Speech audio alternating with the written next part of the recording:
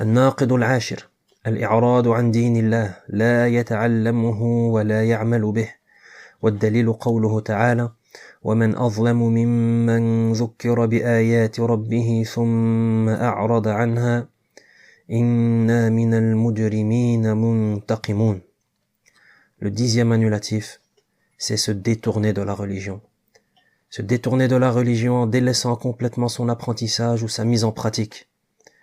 Allah Azza wa Jal dit à ce propos, y a-t-il plus injuste que celui qui, après avoir été averti, se détourne des versets de son Seigneur?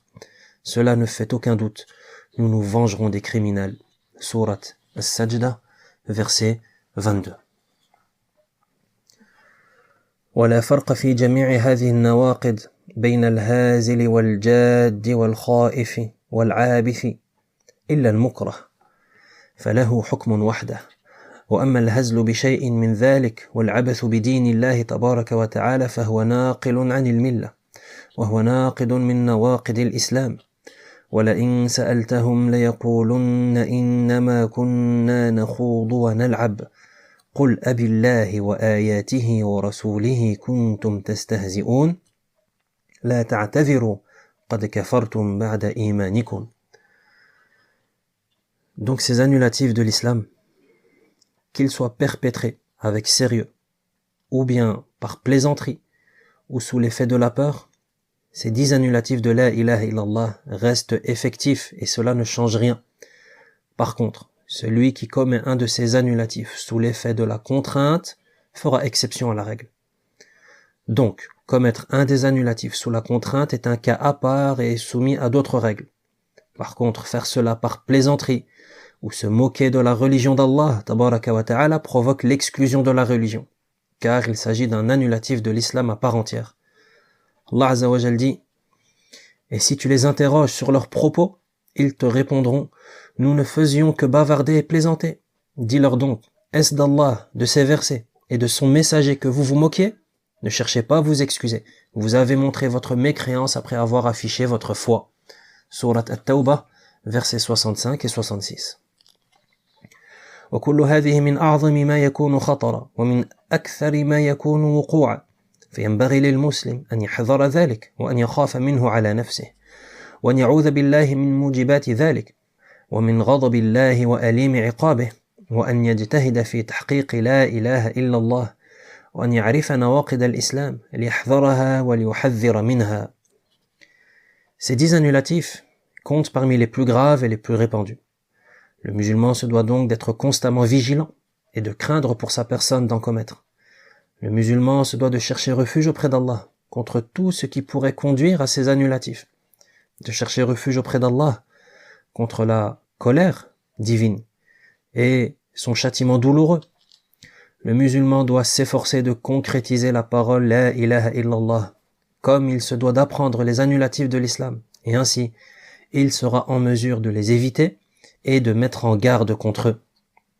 وَلْيَحْذَرِ الْمُسْلِمِ من تنزيل هذه الأحكام العامة على المعينين من غير توفر الشروط وانتفاء الموانع وإقامة الحجة فيكفر مسلما بغير حق ويدخل في قول النبي صلى الله عليه وسلم من قال لأخيه يا كافر فإن كان كما قال وإلا حارت عليه.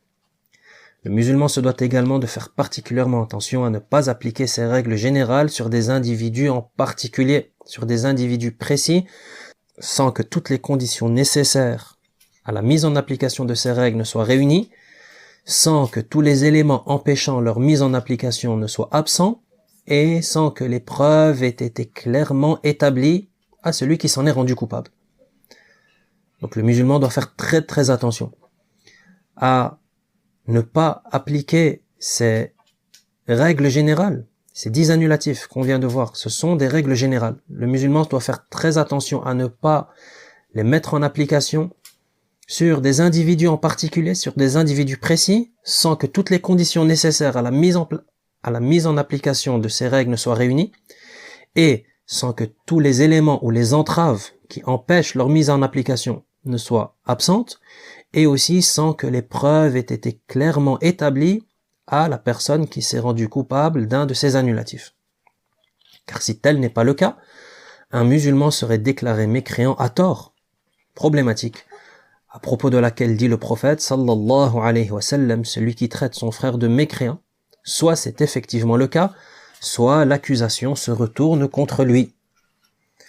Donc déclarer un musulman mécréant à tort, c'est une faute très très grave. Car comme l'a dit le prophète sallallahu alayhi wa sallam, celui qui traite son frère de mécréant, soit c'est effectivement le cas, soit l'accusation se retourne contre lui. وَلْيَعْلَمِ الْمُسْلِمِ أَنَّ تَكْفِيرَ الْمُسْلِمِ بِغَيْرِ حَقٍّ أَكْبَرُ مِنْ قَتْلِهِ فَلْيَتَّقِ اللَّهَ أَقْوَامٌ. Et que tout musulman sache également que déclarer son co-religionnaire mécréant à tort est pire que de le tuer. Que chacun craigne donc Allah subhanahu wa ta'ala et fasse attention à ce qui sort de sa bouche. والله رب العالمين نسأل أن يثبتنا على دينه الحنيف حتى نلقى وجهه الكريم. اللهم ثبتنا على الإسلام ومسكناه حتى نلقى وجهك الكريم. يا رب العالمين يا أكرم الأكرمين يا ذا القوة المتين. وصلى الله على نبينا محمد وعلى أبويه إبراهيم وإسماعيل وعلى سائر الأنبياء والمرسلين والآل والصحب أجمعين وسلم تسليما كثيرا وآخر دعوانا أن الحمد لله رب العالمين.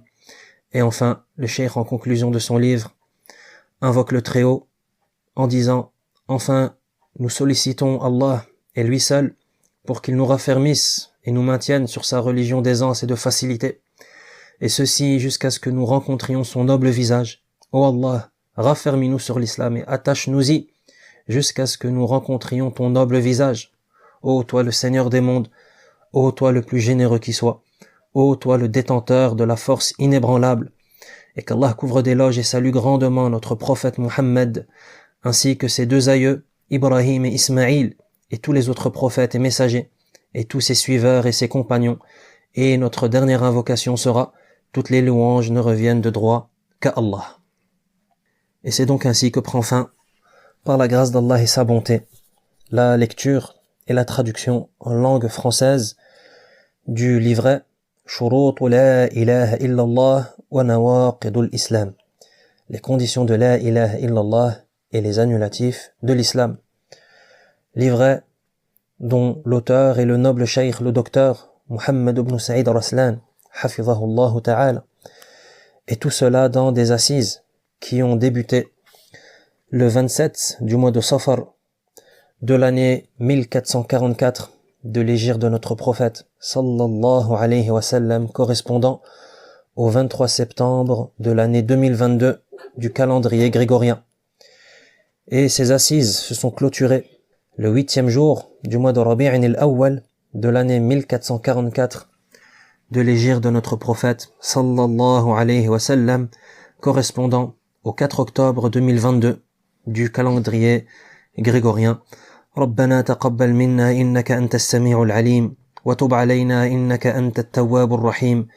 وصلى الله تعالى على نبينا محمد وعلى أبويه إبراهيم وإسماعيل وسائر الأنبياء والمرسلين والآل والصحب أجمعين وسلم تسليما كثيرا وآخر دعوانا أن الحمد لله رب العالمين.